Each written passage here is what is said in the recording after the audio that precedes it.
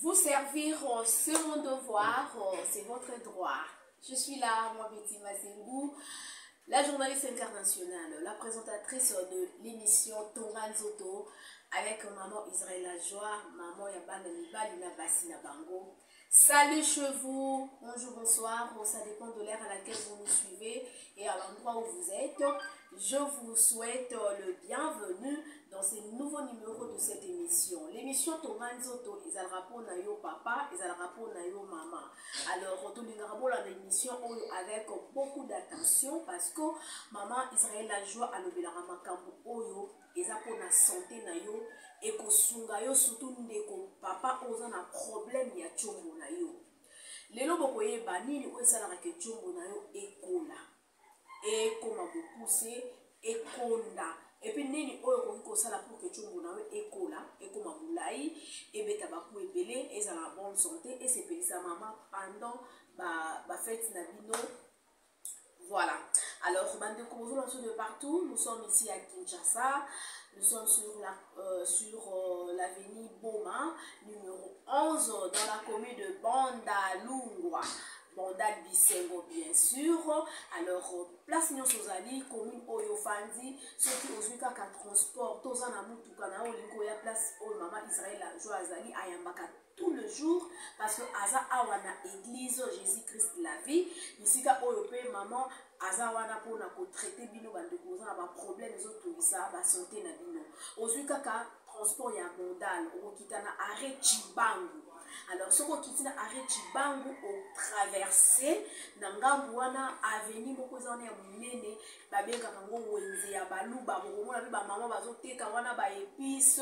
ba pondu, ba matende, tunda biloko nyonso otoliaka, eza na wenze wana babenga kango wenze ya baluba. Alors, ce qui est wenze ya baluba otuni mutu nyonso kotuna nazana besoin ya avenue Boma. Bien nazo kene na avenue Boma et pa ya maman Israël Lajoie bakolakisa yo avenue Boma, okotika ka avenue wana eza avenue oyo ya munene bazosala makadam pe bazosala déjà pour que balongola maya makelele balongoli yango ekoma kote mosusu kuna. Alors maman Israël Lajoie aza na avenue Boma numéro 11 ou carrément ce que obungi to est compliqué yo obengi na plus 143 89 94 42 825 c'est bien affiché wana. Donc on a la télévision na bino au moins numéro maman Israël Lajoie so obengi anytime azaka free air nous sera disponible na WhatsApp ton appel normal obengi maman ko consulter en ligne et akoyebisa yo ba produit nini oyo kozwa donc ba vivifiant. Maman Israël Lajoie lelo tozo lebela un nouveau sujet nini o esala que ba chombo ba papa ekonda po esala ba papa epele surtout ba de koza la poto o mona kaka olalo la moki ko chombo ezaki munene mais moko ekomi mokie ozoyeba te eza nini bokoyeba yango na émission. Bonjour maman Israël Lajoie. Bonjour Betty Mazengou. Maman bonne santé. Nangolo santé zakimia. Voilà en tout cas merci maman de ce fait sur l'émission la mission à Lelo oyo to les karala banzela na en ligne ba de kwa na biso na TikTok Israël Lajoie, la Libanga TV na YouTube na Zengo Télévision na Congo na Biso na Canal Futur News na ba plateforme nyonso ya téléchargement bolanda émission disons na ba plateforme ya réseaux sociaux bolanda émission na Facebook na YouTube na TikTok émission oyo maman Israël Lajoie ayela kabino bandeko oyo bozolanda biso mama tozolobela eloko nini oyo esalaka ke chombo ya ba papa ekonda ou pourquoi chombo ya ba papa ezali kokonda nini oyo eza na base na yango to nini oyo ezali comment dirais oyo ezosala que ba papa lelo na Kinshasa même libanda ya mboka ba chombo na bango eza kokonda eza kokonda. Merci beaucoup. Oui. Kokonda ya chombo ezalaka makambo ebele ba maladi ebele ba problème ebele ya ndenge na ndenge. Chombo eza eloko moko eza na vie moko elingaka ezala tango nyonso na esengo. Ezali eloko moko ezwaka attitude oyo mutu aza nango. Attitude oyo mutu aza nango nde attitude chombo ezwaka so oza na esengo chombo esepeli oza na mawa chombo esumawa oza donc ba problème oyo ekondisaka chombo soki na bandi ko expliquer yango na bandi kotanga yango siko eleki ebele eleki ndelo mwana mobali soki auti kobela il faut kobongisa ye chombo parce que maladi nyonso mwana mobali abelaka ekotaka ntina kati ya chombo abana mwana mobali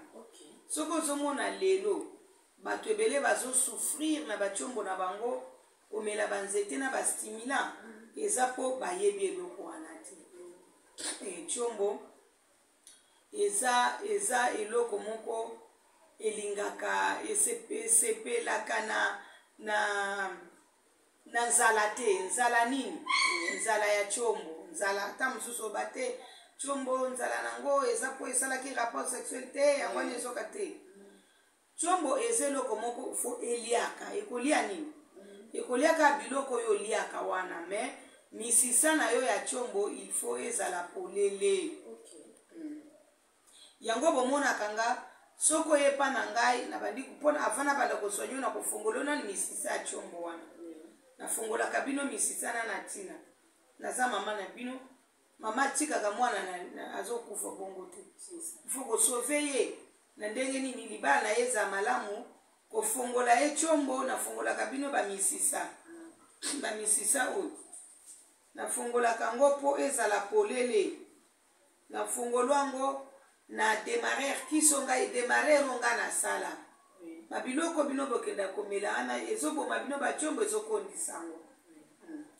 napeso démarreur omeli napeso na mwa vibration ale eningisi bamisisa nga nafungoli yango na maboko na ngai ya don ya guérison nafungoli yo yango nafungoli esili wana ntango bandi komela bakisi na yo chombo na yo misisa ekomi polele okomona ke kisi ekei kokota na kati ya misisa ntango kisi ekoti na misisa ekomi makasi yango bomonaka chombo ezokoma makasi ozokoma de plus en plus fort mpona nini parce que ntango okomi chombo no misisa ekomi polele ekomi kolia biloko nyonso oyo oliaka kozanga koyeba makambo ya chombo oyo napesaka mutu foti te mpo nayebaka te classe nango ezalaka to ezalaka te mpo bamingi basali basexologie yango me bachombo ezobika te alors na mokuse bandeko na ngai chombo eza na classe te chombo eza nango kaka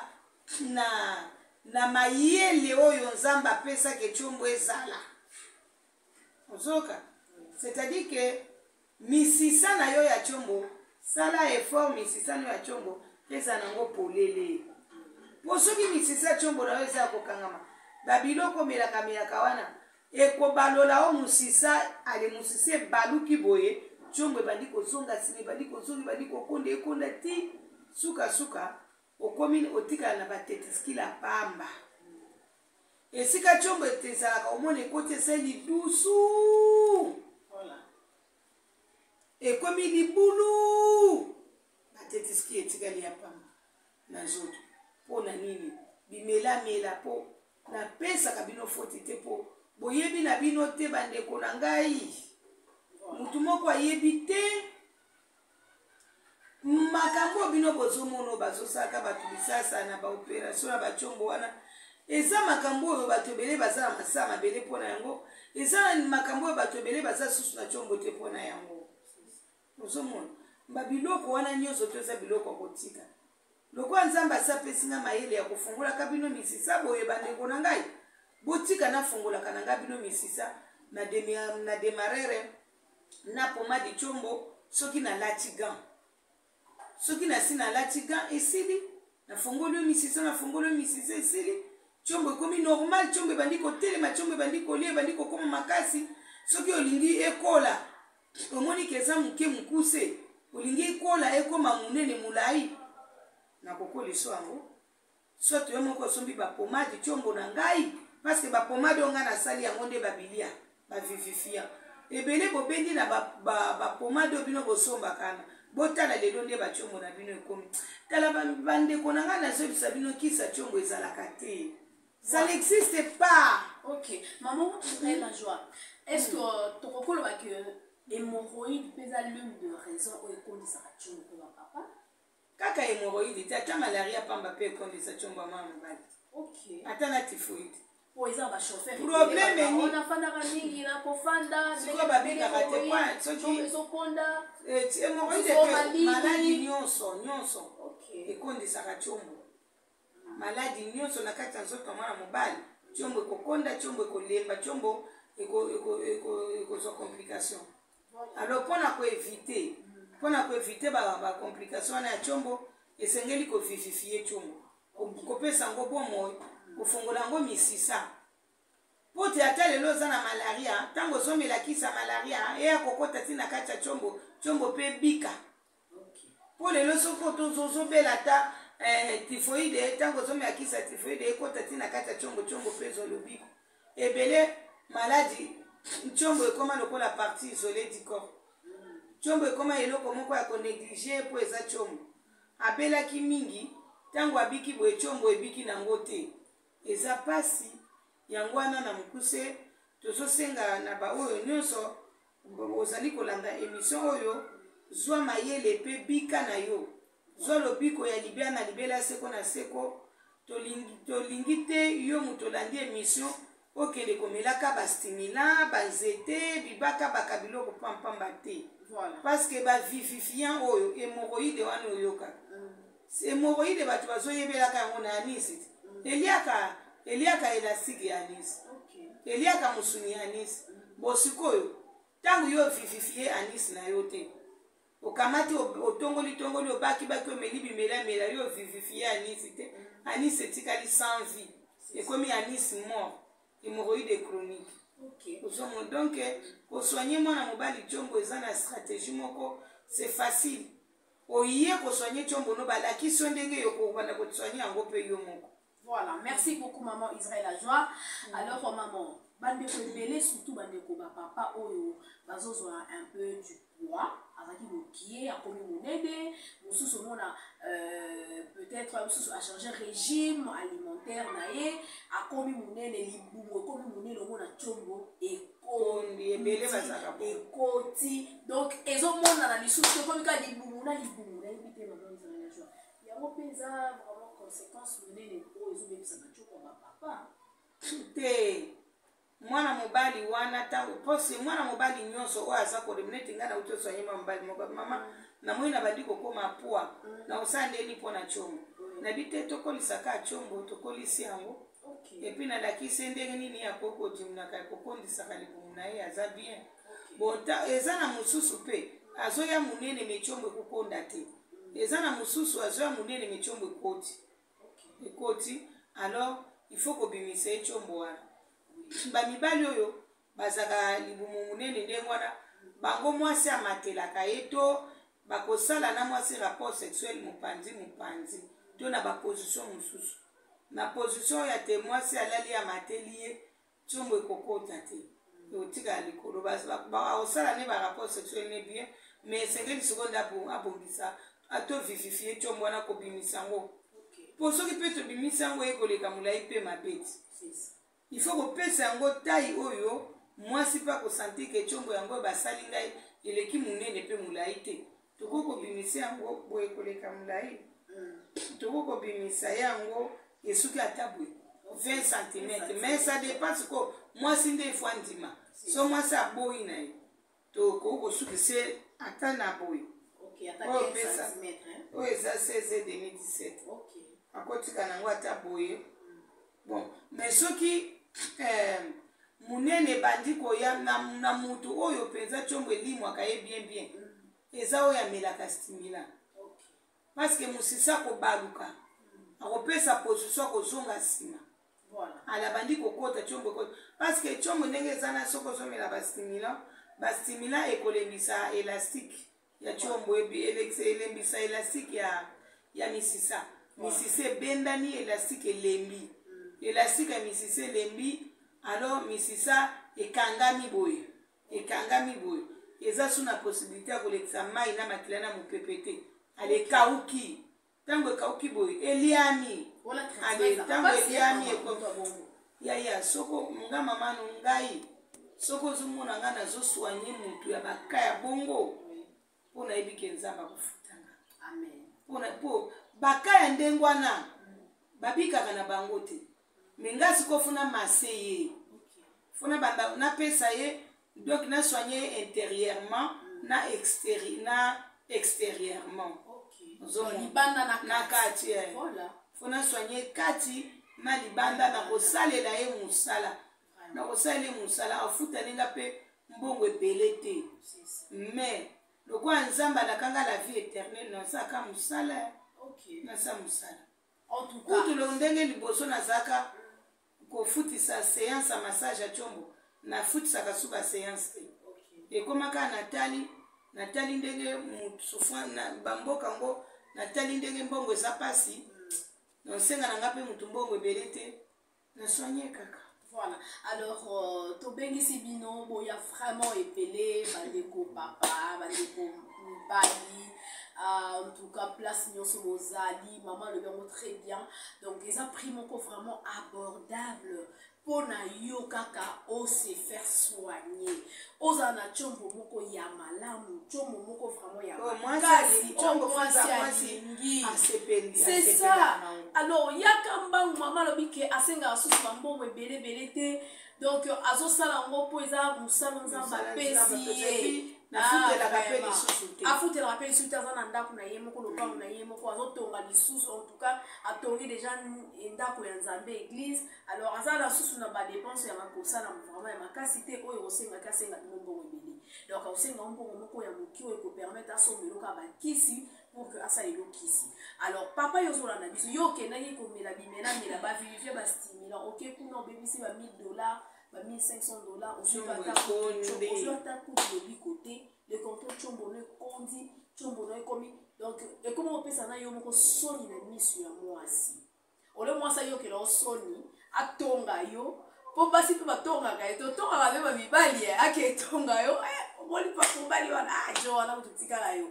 donc mais yo moko komi yokela nzoto lo moko soni mais mama Israël aza wana yaka vraiment na lombangu benga na plus 243 89 94 42 825 okozwa vraiment lobiko na yo ya sûr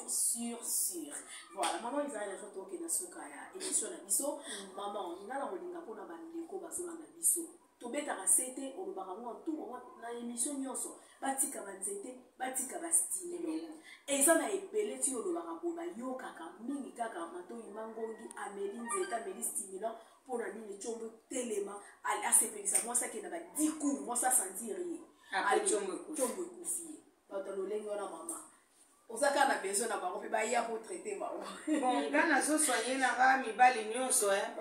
lokola naza nanga awa na veni boma numero 11 soko ozoyepa nanga veni boma numero 11 ezaka na bandali il faut kita na chibango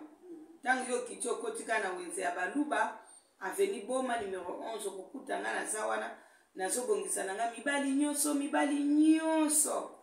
mibali ebele baza na baproblème batshombo bamosusu baokanisa baloki bango bamosusu balokaki na bango yo te me makambo ezoleka na tshombo nokomokanisake baloka yo vraiment tshombo eza makambo ebele nayebisa bino alors makambo wana fo yo mpe oyebango oyeba kobokola tshombo no yo moko par rapport à organisme na yo taille na yo na age na yo kozala bien